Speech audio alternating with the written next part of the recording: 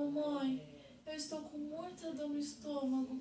Quando vamos voltar no médico e entregar o exame que ele pediu? Hoje ainda. Nós vamos entregar os resultados. Bom, senhora Arlete, eu prescrevi uma dieta para sua filha para que a acidez no estômago pudesse diminuir. Mas eu vi que a dieta não chegou ao efeito esperado, então vou ter que receitar um antiácido estomacal. A senhora quer dizer que a minha filha está com ácido no estômago? Sim, a Annalise e todas as outras pessoas. Todos nós precisamos de ácido clorídrico para a digestão de alimentos e outras substâncias.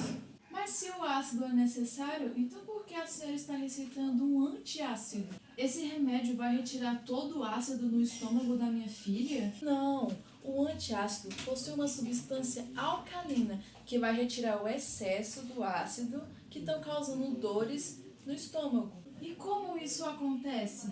Quando as duas substâncias se encontram, ocorre uma transformação química, na qual parte do íons H+, ácido clorídrico vão formar água.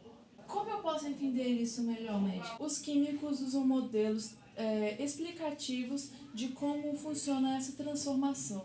O ácido clorídrico HCl está presente no meio do estômago em meio aquoso, ou seja, dissolvido no meio. Nessa situação, alguns átomos que formam o ácido estão na forma de íon. Os antiácidos contêm hidróxido de magnésio, que é uma base fraca, isto é, uma parte dela se solubiliza na água. Quando o hidróxido chega no estômago, parte dele se dissolve, liberando íons OH.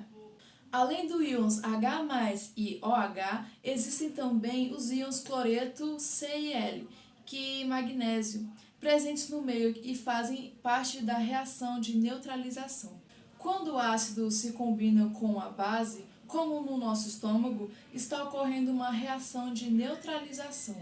Essa reação também ocorre em outras situações, na correção do solo, no descarte da água residual,